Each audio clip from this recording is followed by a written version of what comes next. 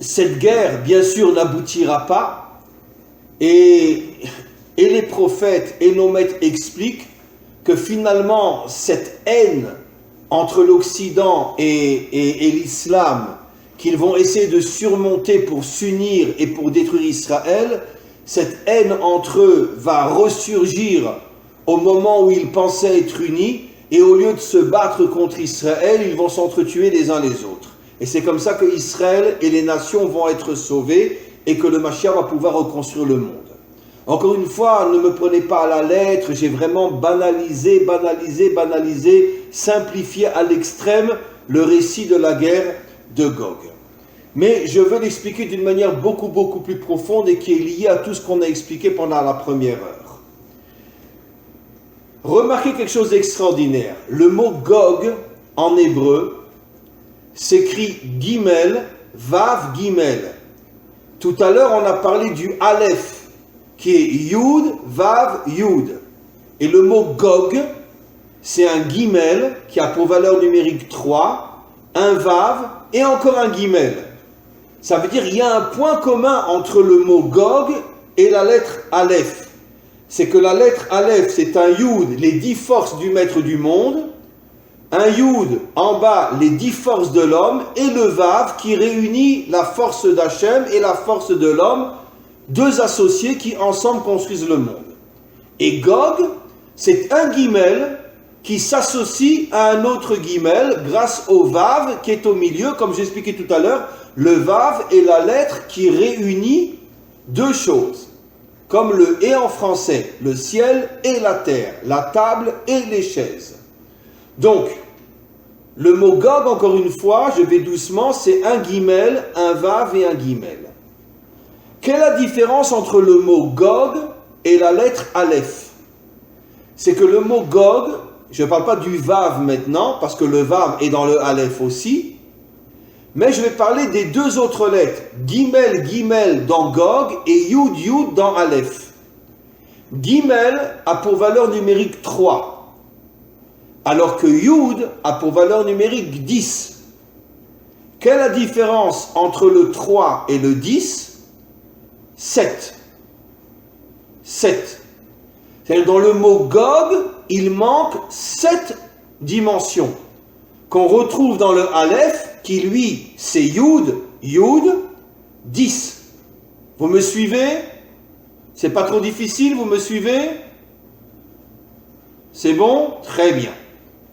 Donc, le mot Gog, qui fait allusion dans les prophètes à l'union des nations ou des dirigeants des nations qui vont vouloir détruire l'État d'Israël juste avant la délivrance finale, le mot Gog est un mot qui en vérité cache des secrets absolument incroyables, puisque le mot Gog fait et dit avec le Gimel qui a pour valeur numérique 3, alors que le Aleph a 7 dimensions de plus, 3 plus 7, puisque c'est 10.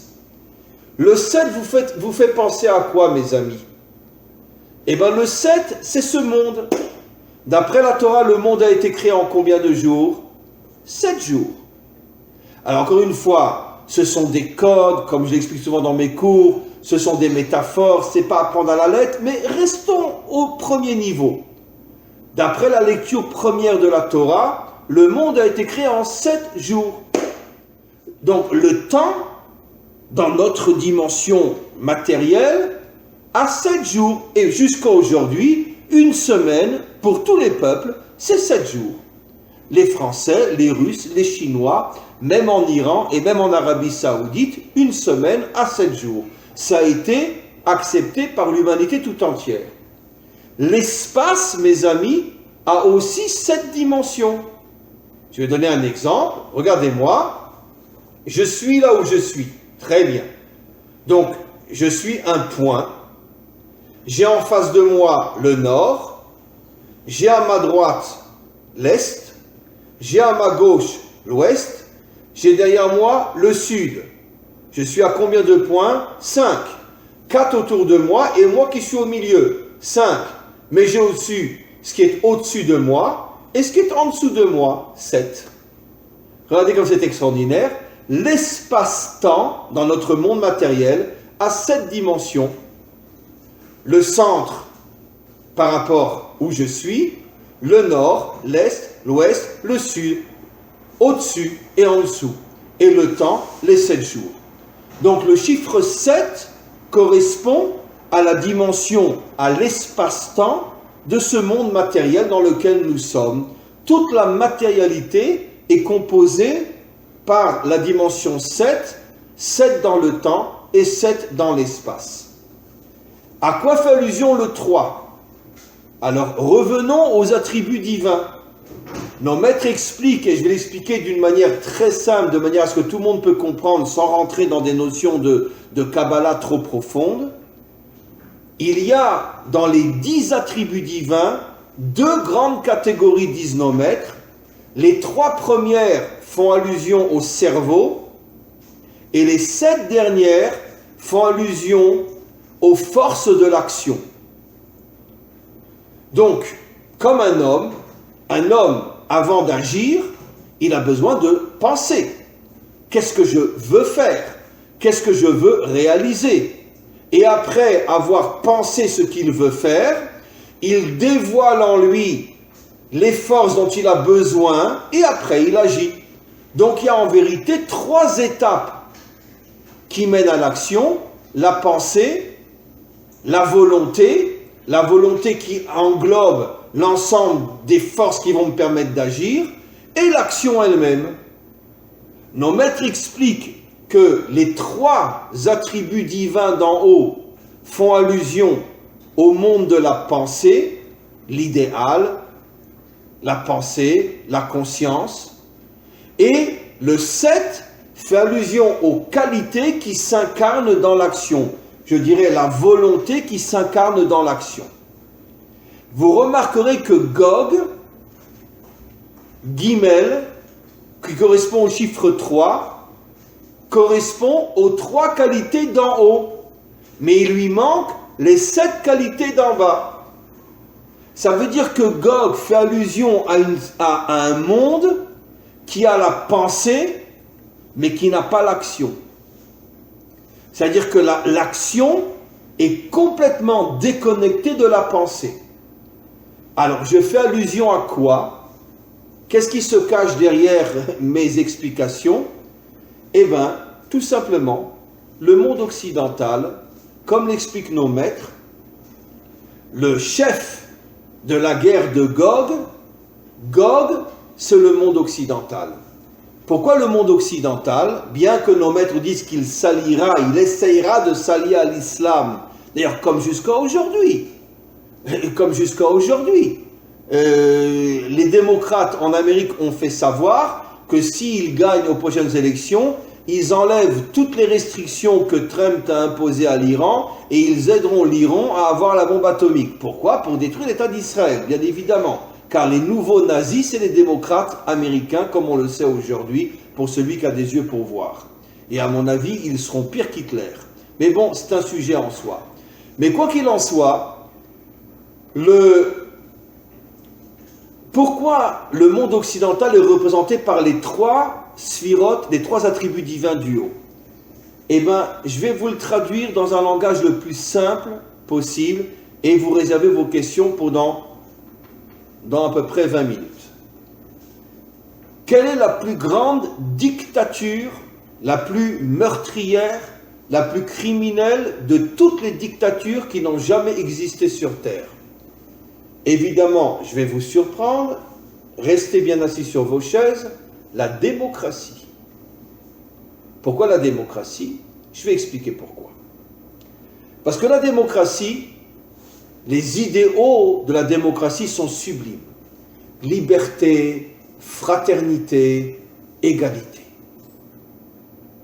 La tolérance, toutes les valeurs de la démocratie sont des valeurs qui, au niveau de l'idéal, au niveau philosophique, au niveau de la pensée, sont des valeurs extraordinaires. Quand tu arrives en Amérique, qu'est-ce que tu vois? La statue de la liberté.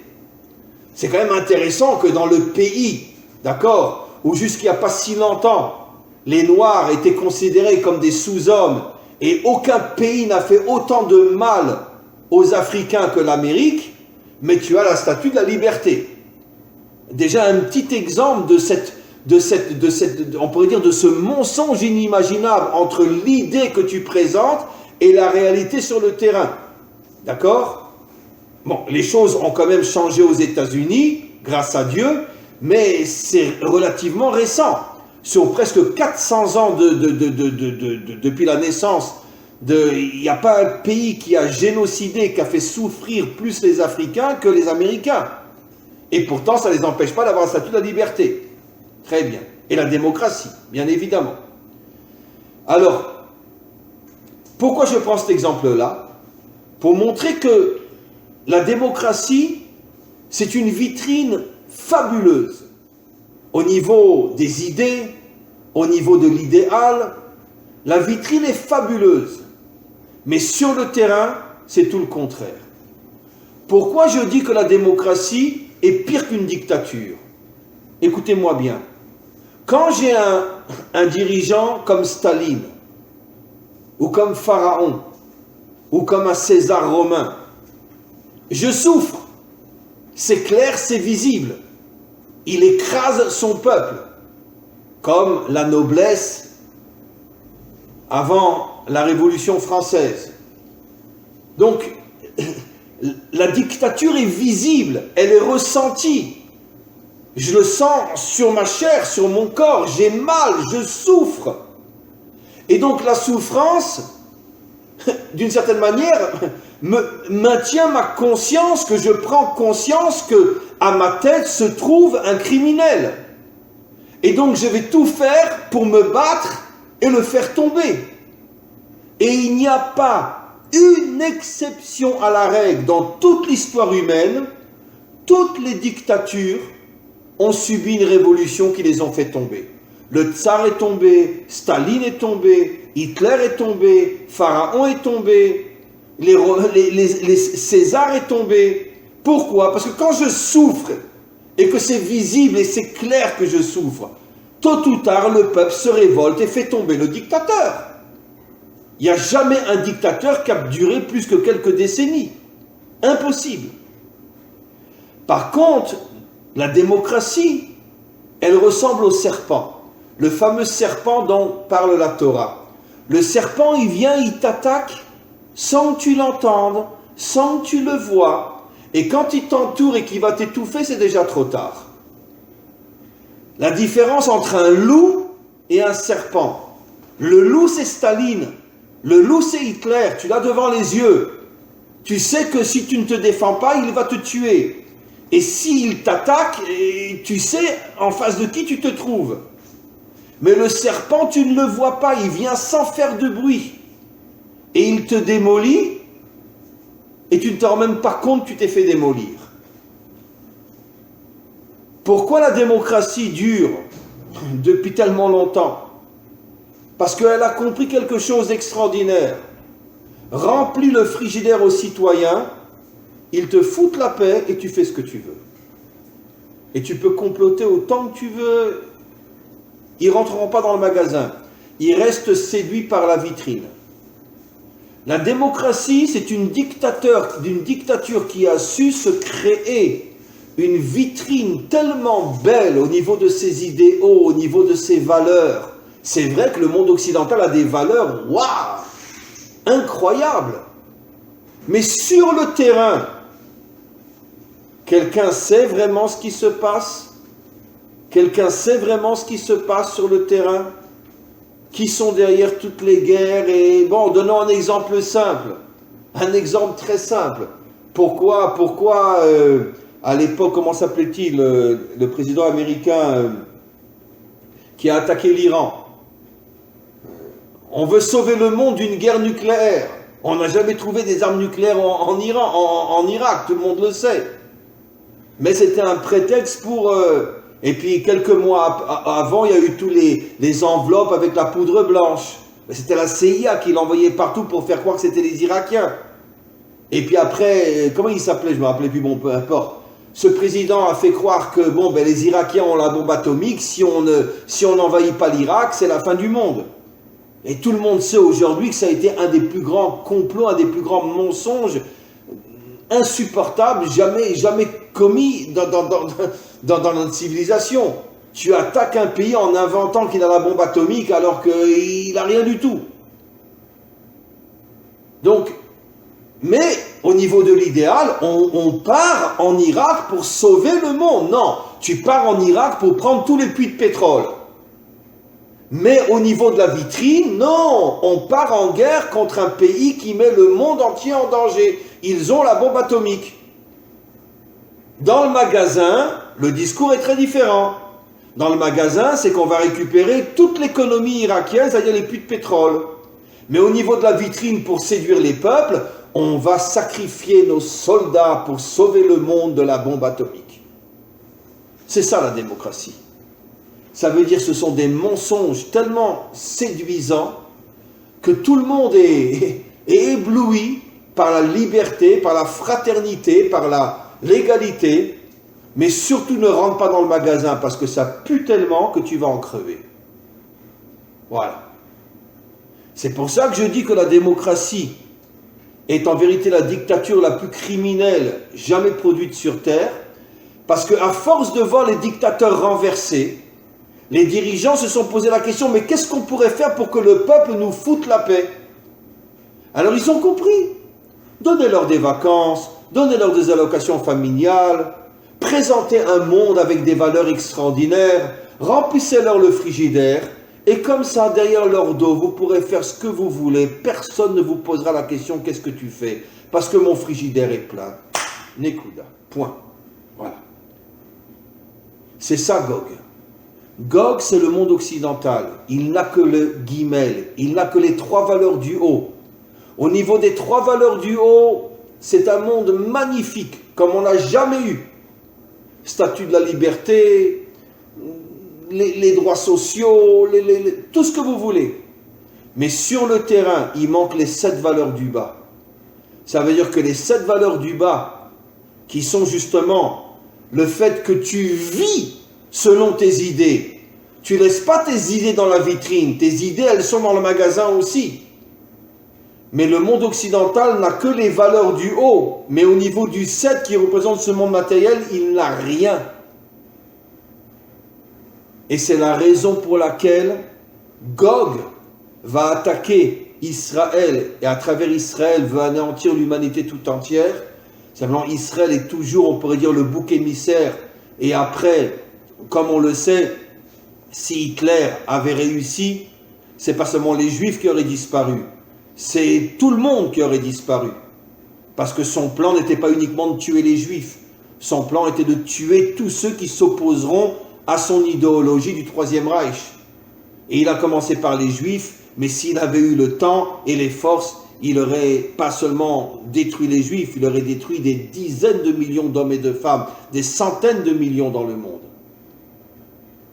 Parce qu'il voulait imposer son idéologie du Troisième Reich. Un point, c'est tout. Les Polonais, ils seraient passés, les Russes, ils seraient passés, et combien d'autres, ils seraient passés aussi. Donc, on revient maintenant à ce que j'explique. Pourquoi Gog va s'attaquer à Israël? Parce que Gog sait que la mission d'Israël, c'est de dévoiler le Aleph, de dévoiler le 10, c'est-à-dire pas seulement le monde de la pensée, mais aussi le monde de l'action. Faire descendre l'idéal sur le terrain.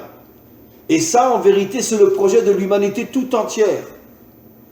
Et de plus en plus, aujourd'hui, d'hommes et de femmes partout dans le monde prennent conscience du mensonge et de l'hypocrisie de cette civilisation occidentale qui met en avance des valeurs fabuleuses, mais sur le terrain, il n'y a rien. C'est tout le contraire. Et donc, c'est pour ça que cette guerre-là, elle symbolise la dernière tentative de tous les dictateurs du monde de finalement d'imposer une dictature du type serpent qui nous attaque sans qu'on s'en rende compte. Et si vous regardez aujourd'hui les médias, les journaux, etc., tout est entre les mains du pouvoir pour nous endormir. La télévision, les films, et tout, et aujourd'hui le portable, et Regardez aujourd'hui, vous allez partout, vous allez dans le métro, vous allez n'importe où, tout le monde est devant son portable. Pourquoi vous pensez que le portable a été inventé? Uniquement pour qu'on puisse se téléphoner sans être devant un téléphone à la maison? Mais ne soyons pas naïfs. Toutes les idées qui sont derrière toutes ces inventions, c'est pour robotiser, moutoniser l'humanité tout entière. Aujourd'hui, les dirigeants voient que tout le monde entier est derrière son portable. Comme ça, ils nous foutent la paix. En vérité, sachez, vous le savez tous et toutes, que le premier qui a compris que la seule possibilité pour dominer le monde sans violence, c'était justement ce début de démocratie, c'était le fameux César, je ne sais plus son nom, qui a commencé à faire des cirques partout, alors qu'il était en pleine guerre. Le Sénat l'a convoqué, il lui a dit « Mais attends, mais t'es malade, tu dépenses des millions pour faire des cirques, alors qu'on a besoin de cet argent-là pour nos soldats qui sont partout dans le monde. » Et qu'est-ce qu'il a répondu? « Donnez des jeux au peuple et il vous foutra la paix. » C'est le premier qui a compris que pour que le peuple ne s'intéresse pas à ses dirigeants, il faut que le frigidaire soit plein. À l'époque, les cirques. Aujourd'hui, le cinéma, le théâtre, le iPhone, l'Internet, les médias, les journaux, etc. Ils font tout pour nous endormir, pour qu'on ne se pose pas la question, mais qu'est-ce qu'ils font ces gens-là? Et si on savait ce qu'ils font et ce qu'ils sont en train de comploter, mais quand on s'en rendra compte, ce sera déjà trop tard, parce qu'ils sont en train de préparer quelque chose de démentiel qu'on ne peut même pas imaginer. Mais ils prennent leur temps. Alors évidemment, nos maîtres nous disent et les prophètes nous disent que la guerre de Gog finalement n'aboutira pas. Mais il y aura cette tentative-là. Donc, qu'est-ce que je veux dire par là? Pourquoi, maintenant on va comprendre, et je termine et on va passer à vos questions, pourquoi justement la guerre de Gog, nos maîtres nous disent qu'elle aura lieu pendant la fête de Sukkot? Parce qu'elle commencera du moins pendant la fête de Sukkot. Mais parce que c'est le lien entre les deux parties du cours. Qu'est-ce que c'est la fête de Sukkot? C'est l'union entre le monde d'en haut et le monde d'en bas. C'est l'union entre la foi et l'action. C'est l'union entre la conscience, l'idéal et la réalité. Ne sois pas seulement un beau parleur, mais qu'est-ce que tu fais dans la vie? Vous connaissez tous cette histoire de ce philosophe très connu qui avait des paroles, je ne sais plus son nom, peut-être vous me le rappellerez, qui avait une philosophie à nous faire frissonner tellement elle était belle. Et un jour, un élève est venu le voir, et la porte était mal fermée, il est rentré, et il l'a vu dans une position horrible avec un homme. Il lui a dit, mais maître, mais comment c'est possible? Comment c'est possible? Et qu'est-ce qu'il lui a répondu cette fois, ce que tout le monde sait? Faites ce que je dis, mais ne faites pas ce que je fais. Ça, c'est le monde occidental. Faites ce que je dis, mais ne faites pas ce que je fais. Une coupure totale entre la parole et l'action. Et Sukkot, c'est tout le contraire. C'est l'union entre la pensée, la parole et l'action. L'union entre le Yud d'en haut et le Yud d'en bas. Le roi David, l'union entre la foi et l'action. Je vis selon ce que je pense. Et je n'ai pas de coupure entre ma pensée, ma conscience et mon action. Et c'est pour ça que Gog s'attaquera justement à l'humanité tout entière en passant d'abord par Israël pendant la fête de Sukkot pour bien montrer que Gog, lui, veut transformer le monde, il veut le transformer, en faire un cerveau déconnecté de la réalité. Ça veut dire nous balancer toute la journée de belles idées, mais sur le terrain, mieux vaut ne pas savoir ce qui se passe. Voilà. Si vous avez des questions maintenant, on va repasser aux questions. Il faut juste que, voilà, les micros s'ouvrent. Voilà, les micros s'ouvrent. Et qui, pardon, Henri. Je vais demander une question, il peut lever la main. Attends, Racine avec un racine, et on va ouvrir son micro. Alors, qui veut poser une question? Manhattan. D'où vous êtes? En Italie. D'où? En Italie. Ah, vous êtes en Italie. Très bien. Allez-y. Ok, ma question c'est, vous parlez Adam, c'est celui qui réunit le ciel et la terre, comme vous venez d'expliquer aussi dans cette deuxième partie. Mais on voit avant Adam et après Adam apparu aussi le mot Ish qui apparaîtra plus tard. Alors, quel est le rôle de Ish dans Adam? Il vient pour mettre un obstacle ou comment il peut motiver Adam de faire cette union entre le ciel et la terre, l'action et la... Alors, cher ami, vous mettez le doigt sur un point très important et qui, encore une fois, va tout à fait dans le sens de ce que nous étudions ensemble ce soir. Le mot Ish, il y a aussi le mot Isha. Ish et Isha, c'est-à-dire le mari et l'épouse. Ish veut dire le mari. Isha veut dire l'épouse. Et pourquoi justement Adam est appelé Ish? Pour nous faire comprendre justement que qu'est-ce que c'est un homme? C'est pas seulement l'union. Là, vous touchez à un point tellement important qu'on va pouvoir en parler pendant des millénaires. C'est pas seulement l'union entre le ciel et la terre, c'est aussi l'union entre l'homme et la femme. C'est-à-dire, pourquoi? Parce que l'homme et la femme, pourquoi aujourd'hui la famille disparaît? Pourquoi aujourd'hui le couple disparaît? Pourquoi aujourd'hui on invente de nouveaux couples, homme-homme, femme-femme? Pourquoi aujourd'hui les enfants viennent de toute autre manière que d'une manière naturelle, etc. Pourquoi ce que j'appelle moi toutes les éminences grises qui se cachent et qui ne veulent pas montrer leur vrai visage, pourquoi elles introduisent déjà depuis des décennies dans notre monde une idéologie dont le seul et unique but c'est de détruire la famille? Pourquoi? Mais parce que la réussite de la famille c'est le microcosme de la réussite de l'humanité tout entière. Pourquoi un homme et une femme n'arrivent pas à vivre ensemble? Pourquoi? Pourquoi ça marche seulement quand on est copain-copine? Pourquoi ça marche copain-copine et pourquoi ça marche pas mari et femme? Parce que copain-copine, je te dois rien, tu ne dois rien. Quand on a marre, tu t'en vas. Quand j'en ai marre, je m'en vais. Mais quand on est mari et femme, c'est plus compliqué, surtout s'il y a des enfants, s'il y a des biens en commun, etc. Donc c'est beaucoup plus compliqué. Aussi un autre élément, pourquoi copain-copine ça marche? Pourquoi tout le monde aujourd'hui n'est que copain-copine? Mais parce que copain-copine, ça ne dure pas longtemps. Quelques mois, 1 an, 2 ans, 3 ans, il n'y a pas d'usure. Et dès qu'on sent que ça s'use, on change de copain, on change de copine. Mais comment qu'on fait pour rester 20 ans, 25 ans, 30 ans, 40 ans, 50 ans avec la même femme, sans jamais la tromper? Mais comment c'est possible? Comment c'est possible?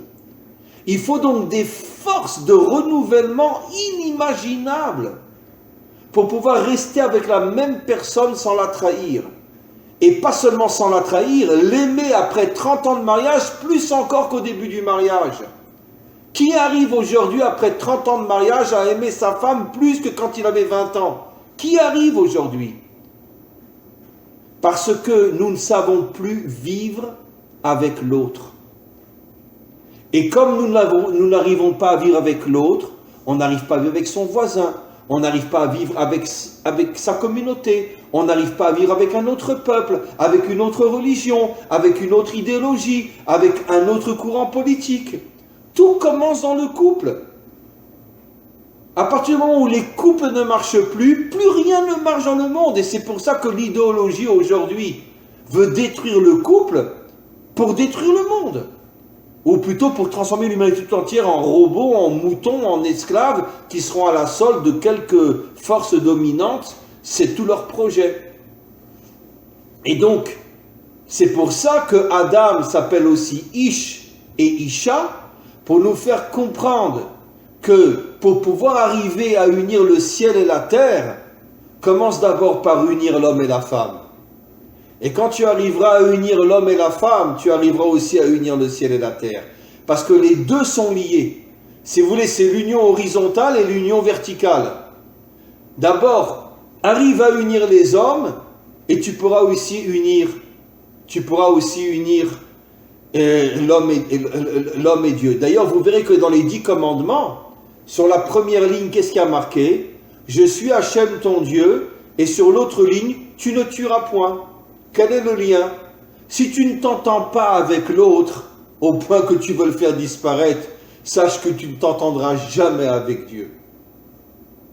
Ça veut dire qu'une religion fanatique, extrémiste, qui passe son temps à partir en guerre contre les infidèles, selon sa définition, elle, de l'infidèle, c'est la religion la plus mensongère qu'il y a jamais eu sur terre. Parce que si tu es vraiment, vraiment un vrai croyant attaché au vrai Dieu, comment tu peux partir en guerre contre quelqu'un qui ne te ressemble pas? Au contraire, tu dois essayer de trouver un lien avec celui qui est différent de toi. Comme l'homme et la femme qui sont très différents. Voilà.